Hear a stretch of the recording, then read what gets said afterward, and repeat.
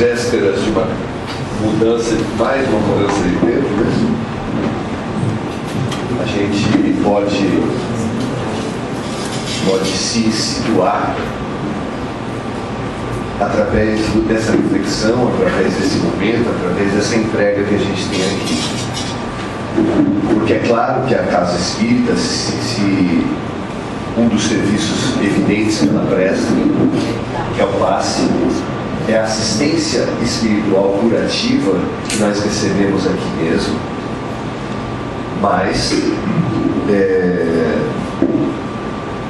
além disso, nós precisamos pensar naquelas coisas que são definitivas para a nossa vida. Porque a assistência que a gente recebe aqui, o passe, ele vai ser trabalhado com os efeitos, eles trabalham nos efeitos energéticos da nossa desarmonia espiritual. Para a gente trabalhar nas causas, nós temos que investir naquilo que vai mudar a nossa decisão lá fora, lá na rua.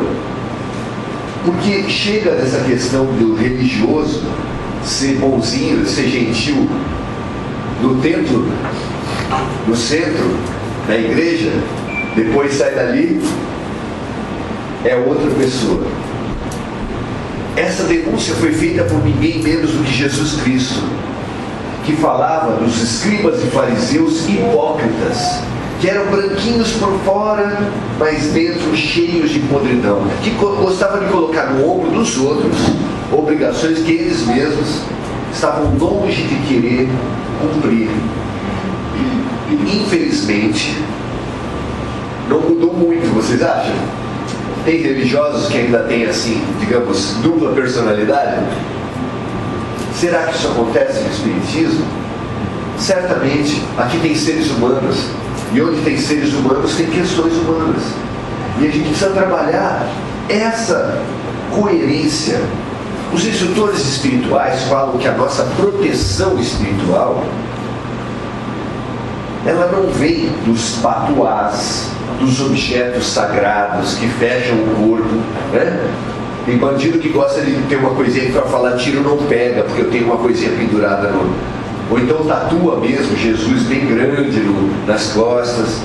De onde vem a nossa proteção espiritual? O que vai garantir a nossa vida coerente, a nossa vida boa na rua? O que faz isso? Eles dizem que é essa sintonia, essa não contradição que precisa existir na nossa vida. O nosso agir, ele precisa expressar o quê? Os nossos pensamentos. Se você pensar de um jeito e agir do outro, a sua defesa espiritual, a sua aura, a sua proteção espiritual, energética, começa a ficar falha. Se os seus sentimentos não obedecerem às suas palavras, a gente também fica capenga. É mais quem tem palavras muito boas, mas ações muito ruins, tem a sua proteção espiritual como alguém que protege a sua casa, colocando muros altos, câmeras, proteções muito grandes em 2 ou em 3 faces do seu terreno. E ali ele pensa que está seguro. Ele está seguro? Nós precisamos pensar na integralidade do ser. O que nos dá essa proteção? E eles dizem que o que dá a proteção são as 4 dimensões do ser, não por acaso os 4 lados do terreno, que nós precisamos que eles ajam coerentemente. Os sentimentos, os pensamentos, as palavras e as ações. As pessoas que logram, que conseguem ter essa coerência, elas têm uma força espiritual muito grande. Pessoas que já estão há mais tempo no espiritualismo, no espiritismo, na Umbanda, sabem que muitas vezes os espíritos mais fortes, aqueles que inclusive fazem a proteção dos locais sagrados, são almas simples, são índios, pretos velhos, caboclos. Vocês já ouviram falar isso? Tem gente no espiritismo que não gosta de preto velho. Tem racismo espírita.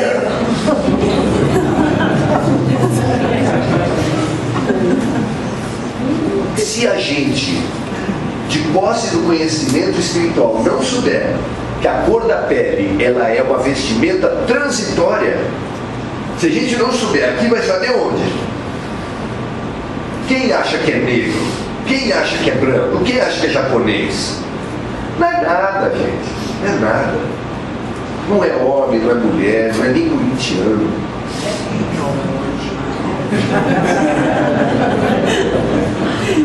Argentino também não é.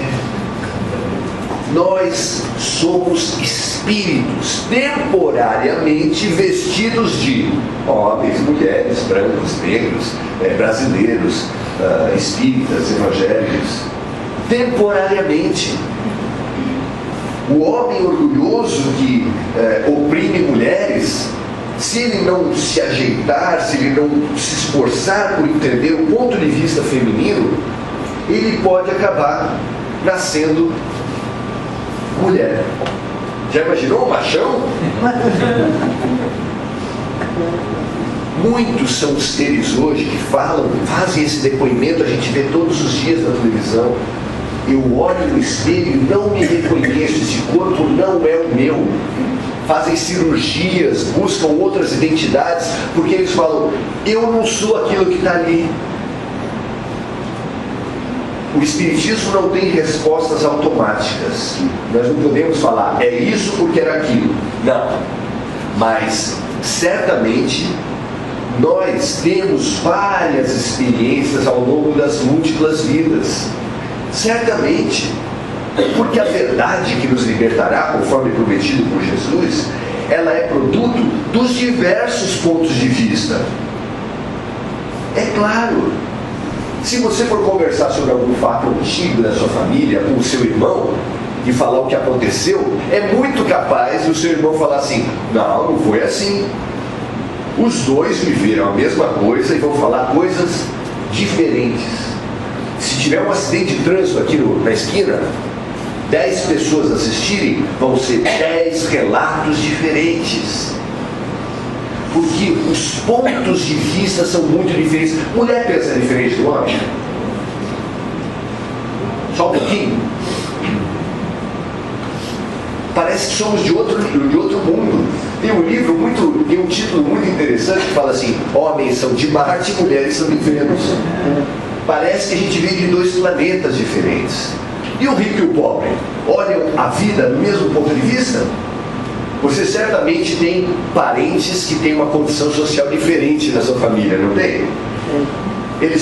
Você e ele, se você é o rico e ele é o pobre, se você é o pobre e ele é o rico, não tem ponto de vista diferente? Muito, muito. E é da somatória desse ponto, ou tem algum desses pontos de vista que isoladamente é o certo. É o masculino, eu sei, mas eu vou falar outro. Por que isso? É claro que nenhum ponto de vista isolado vai nos dar a verdade. Imagina, a vida é muito complexa, o ser humano é muito complexo, é como se fosse uma casa com 4 cores, uma em cada parede de fora, e cercada de gente.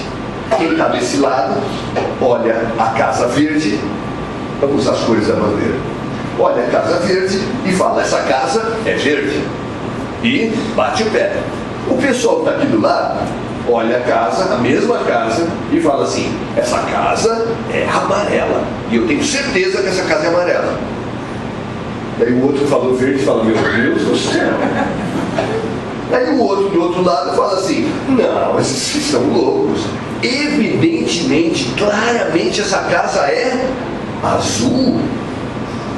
E o outro chegou à conclusão de que não existe ninguém mais lúcido no universo. Ninguém é lúcido, todo mundo enlouqueceu.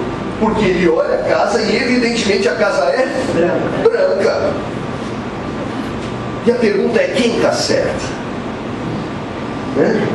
Quem está certo? O fenômeno humano, o fenômeno da vida, ele é multifacetado, ele tem vários ângulos, várias visões. Só pode estar certo, só pode deter a verdade do fenômeno da vida aquele que se colocar no lugar do outro. Essa é a grande chave que hoje a psicologia concorda integralmente com Jesus Cristo. Que para alcançar o amor sublime, o amor universal de Jesus, que vamos chegar a uma conclusão aqui, é fácil de fazer o que ele fez? A vida, você ser menosprezado pelos seus irmãos, pelas pessoas que você curar, pelas pessoas que você ensinar, pelos seus discípulos, ninguém testemunhar por você, ninguém te ajudar a levar a cruz. E chega no final e ele fala assim: Deus, perdoa-os, eles não sabem o que fazem. Quem está apto aí para fazer uma dessa? Vai ter concurso público para Jesus. Quem está fazendo? Muito difícil. Se nós temos muito claro isso no Espiritismo, que o sentido da vida, o objetivo da existência é aprender a amar com desprendimento, sem posse, sem apego. Se esse é o objetivo, e Jesus deixou muito claro: amarás o Senhor teu Deus de todo o teu coração, de todo o teu entendimento, e amarás o teu próximo como a ti mesmo. E no final da vida ele radicalizou o mandamento de amor e falou assim: vós sereis reconhecidos pelo amor que tivereis uns pelos outros. Amai-vos uns aos outros como eu vos amei. Não tem plano facilitado. É esse o objetivo da existência. Quem acha que até o fim da vida vai ter chegado lá? Difícil. Mas isso só comprova a necessidade das várias vidas. Porque em uma vida é impossível você chegar até lá. Como é que um professor da Terra, imagina um professor da Terra que vá para a educação infantil e que seja professor da pós-graduação, e ele começa a exigir da criança o que ele exige lá na pós-graduação, de medicina, por exemplo, vai dar certo? Como é que Jesus podia exigir dos seus aluninhos objetivos completamente inalcançáveis? Como é que podia ser isso? Se o pior dos professores da Terra não faz isso. É claro que nós não seremos medidos por termos ainda esse amor sublime, porque se for por aí, é repetição de ano garantida, ninguém passa de ano. Mas ele deu essa possibilidade da empatia, da compaixão, do colocar-se no lugar do outro, que ele expressou como: faça ao outro aquilo que você gostaria que o outro lhe fizesse. Essa é a regra mágica, é a regra de ouro, é aquela que, se você usar, se você nesse momento não sabe como ajudar um filho, se você precisa negociar com uma pessoa muito importante e tem uma reunião muito importante com ela, você precisa se colocar no lugar dela e falar assim: como pensa o meu chefe? Como pensa a minha sogra? Como pensa a minha esposa? Se você não se colocar no lugar do outro, você vai viver a vida do eu, a vida do sozinho. E aquela coerência que os espíritos falam não é, evidentemente, a coerência com o ego, a coerência com o orgulho, com os seus padrões. Porque tem muita gente que tem o que a gente chama na psicologia de síndrome de Gabriela. Eu nasci assim, eu cresci assim, eu sou mesmo assim, você sempre assim. As pessoas ficam se definindo, inclusive fazem terapia para falar: não, eu sou assim porque na minha infância foi assado. E ele fica congelado. A terapia é para se congelar? O autoconhecimento é para se congelar? Claro que não. O autoconhecimento é para se transformar. É claro. Então, nós temos esse convite da ciência e da religião, vista na essência, de nos autoconhecer e de sermos coerentes com os nossos princípios. Mas aí a gente precisa responder essa questão: quem é esse nós com quem você precisa ser coerente? Quem é esse eu? É aquela questão clássica da filosofia: quem sou eu? E hoje a gente veio falar para vocês que você tem 2. Com você 3. Nós temos um eu do passado, que é formado por todos os seus padrões, tudo aquilo que você alimentou, os seus preconceitos, os seus padrões, as suas mágoas, o teu jeito de ser, isso que você pensa que é você. Tudo isso que você pensa que é você não é você, é um personagem que simboliza o teu passado, porque ele é a síntese de tudo o que você já foi. E os padrões que a gente tem convidam a gente a ser como? Os padrões que a gente tem convidam a gente a ser sempre do mesmo jeito. É o tal da síndrome de Gabriela. Esse convite o tempo todo é feito para nós, para a gente ser e fazer tudo o que fez. Tem gente que se autodefine a cada gesto. Não, comigo é assim, eu levo o desaforo para casa, eu faço assim, eu faço assado. Ontem numa palestra estava uma senhora se definindo. Não, eu perdoo. Eu perdoo, só não quero nunca mais ver na minha frente. Mas eu perdoo. E a gente conversando com ela, o que Jesus falou da reconciliação, de que antes de qualquer ato religioso, se você sabe que alguém tem uma diferença, uma pendência com você, você deve parar o seu ato religioso na hora e ir se reconciliar com essa pessoa. Reconcilia-te já. É o único momento que Jesus pede pressa para a gente. Reconcilia-te já. Porque se você sabe que alguém tem um problema com você e você não vai se reconciliar com ele, o que pode acontecer? O que acontece certamente? Disse Jesus na maneira figurada dele. Reconcilia-te já, para que não aconteça do teu inimigo te denunciar à polícia, da polícia ir para o promotor, do promotor ir para o juiz, do juiz ir para o carcereiro, e na cadeia você precisa ficar até pagar o último centavo. Porque a mente humana é assim. A gente, quando erra, tem uma teoria. A teoria é a seguinte: deixa que com o tempo passa.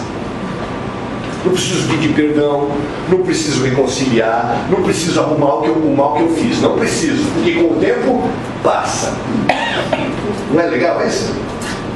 Só que é verdade? Claro que não. Então a gente precisa, segundo Jesus, a gente não tem condição de fazer uma oração, de fazer uma oferenda, de fazer e receber plenamente um passe num centro espírita, se você tiver dentro de si uma sensação esmagadora chamada culpa. Então você precisa se dirigir até outra pessoa. É uma necessidade, porque senão a tua alma fica desarmônica. Quem derruba os nossos muros de proteção são culpa, são mágoa. Esses monstros terríveis abrem a tua alma. Abrem a tua alma para a influência espiritual, seja de encarnados, seja de desencarnados. Então eu vou explicar para vocês em rápidas passagens. Se eu quero, eu sou um obsessor. Vocês não sabiam, mas agora estão sabendo. Quero influenciar alguma pessoa no mau sentido, é lógico, né? E essa pessoa não lembra da sua outra existência na qual ela me prejudicou muito. E por não lembrar, por não ter dentro dela a culpa aflorada no seu consciente, não pega. A minha influência espiritual não dá grude, não dá liga.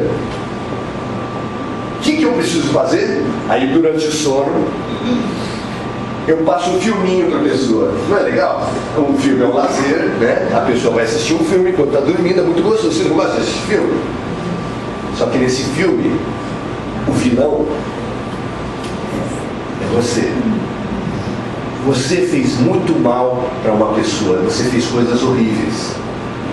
E depois de assistir esse filme, como é que você sai? Porque você não importa a roupa, não importa o sexo, não importa nada daquele personagem. Você já deve ter tido um sonho assim. Você sai desse sentimento oprimido, com uma sensação de que você é muito, muito, muito errado. E essa sensação de culpa faz aquilo que a gente precisa fazer para colar duas superfícies. Você às vezes, uma superfície é lisa e não pega a cola, você precisa fazer uma lixa. Você precisa tornar áspera essa superfície para poder colar. No momento que você estabelece a culpa, No momento que a culpa se instala em você, fica fácil de eu punir. Por quê? O que tem que acontecer com quem é culpado? Na nossa cultura, o que a gente exige que aconteça com quem é culpado? Tem que pagar, tem que ser punido. Claro. E aí, se você tem um sentimento de culpa, você vai ter automaticamente o sentimento de que você precisa ser punido. E se você precisa ser punido, a mente da gente é poderosa, a liga com o vingador, com o punidor, está estabelecida. Não é interessante isso? Ah, Maurício, mas se eu errei, e olha, não é se, tá? Tem gente que gosta de terapia de vidas passadas, TVP. Ah, eu quero ver como é que eu fui em outras vidas. Eu devo ter sido uma rainha, eu devo ter sido um grande artista. Sei. Os espíritos falam que essa é a nossa melhor existência. Se essa é a melhor, imagina as outras. Faz uma avaliação. Tem algum furo aí? Tem algum problema? Tem problemas que você tenta enfrentar e não consegue? No passado era muito pior. E aí você vai ter coisas terríveis. Então como é que eu faço? Se é certeza que eu tomei más decisões, como é que eu faço para não ser alvo de desequilíbrios espirituais, seja entre encarnados, seja entre desencarnados? Porque a obsessão não acontece só de desencarnado para encarnado, acontece em todos os sentidos. Então vocês nunca viram uma relação, às vezes homem e mulher, às vezes filho e filha, filho e mãe, irmãos, relações de todos os tipos, patrão, chefe e subordinado. Tem obsessor para todo gosto, político, eleitor, tem de todo tipo. Se é certo que eu errei, eles têm esse método eficiente de me influenciar, eu não tenho proteção. É só vir aqui no centro e tirar o efeito e as energias da nossa desarmonia espiritual. E a gente vai ter que criar no semente o passe 24 horas. Vai ter que ser pela internet, né? Você liga a internet e você recebe um passe. É isso? Vamos fazer no Espiritismo tornar vocês todos dependentes de nós? Vamos? Não é interessante isso? Pela módica quantia de seus problemas acabaram-se, que vocês dependem de nós. Topam? Não é uma boa? Claro que não. Claro que não. Mas então como é que eu faço? Como é que eu faço? Nós precisamos trabalhar uma outra abordagem para as nossas culpas. E esse é o convite dessa noite. Quem errou, adianta assim, tipo autoajuda, falar eu sou bom, eu sou bom, eu sou bom, eu sou legal, eu sou interessante, você fala 200 vezes e você, se transforma num anjo. Adianta isso? Alguém acredita nisso? Se alguém acredita, tem até nomes bonitos, programação neurolinguística, etc. Você fica repetindo, faz lavagem cerebral em si mesmo e você se torna um anjo. Não é bacana? Faça. Se acredita e se der certo para você, quem somos nós para falar que não? Eu particularmente acho que essa é uma abordagem de uma meia-verdade. Porque a autossugestão hipnótica, mesmo auto-hipnótica, ela é muito importante. Mas ela não muda os erros da gente, não muda o que a gente fez. Precisa batalhar, trabalhar e desenvolver o nosso amor. Qual é a saída então? Joana de Ângeles é responsável no Espiritismo pelo que se chama de a linha psicológica dentro do Espiritismo. Ela tem uma série de livros que fazem uma abordagem profunda do ser humano. E ela faz uma proposta que eu vou tentar repassar para vocês aqui hoje. Que a gente mude culpa, que a gente abomine a ideia da culpa das nossas vidas. Errei, sou responsável por tudo que eu fiz. Integralmente responsável. Começa com desculpinha não, tá? Ah, não foi o meu irmão, foi o Billy, foi a Dilma, foi a sogra. Sempre tem um culpado para você fugir da responsabilidade. Não fuja. Eu sou integralmente responsável pelos meus atos, mas não sou culpado. Ah, é só um jogo de palavras. Não é. Não é. Em primeiro lugar, se eu falo que fulano é culpado, a imagem dele já é negativa. Como a gente falou, quem é culpado tem mais aqui ser punido. Se eu falo assim, eu tenho um filho e ele é muito responsável, é uma coisa positiva. Opa, todo mundo quer ter um filho responsável. Em primeiro lugar, e não é pouca coisa, já está essa questão. Segundo lugar, quem é culpado precisa ser punido, quem é responsável pelas coisas precisa responder pelos seus atos. Responder pelos seus atos é iniciar imediatamente a reparação dos seus erros. Então, ao invés de você ficar preso no passado pela culpa, exigindo da vida a punição, você projeta a tua vida para o futuro e fala assim: errei, vou consertar.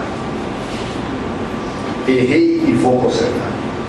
E você projeta, aquilo te impulsiona para o futuro. Devo, não nego, pago quando puder. E vai fazendo um programa de recuperação, de autoestima, de transformação individual. Tá, Maurício, na prática isso é muito complicado. Por quê? Porque eu tinha uma diferença muito grande com a minha mãe, tinha pisado na bola com a velhinha, e não fui capaz de pedir perdão. E ela morreu. E aí eu fico amarrado nessa situação, não tenho como resolver. Tem sim. Primeiro que ela não acabou. Esse negócio de finados, quem morreu está finalizado, está finado, ele acabou, virou bola de gás, puf. Não é verdade. O nosso coração diz que quem morreu continua existindo. Então, se continua existindo, você continua podendo pedir perdão para ela. Pedir perdão só resolve? Não. Nós precisamos ir para a reparação dos nossos erros. Por quê?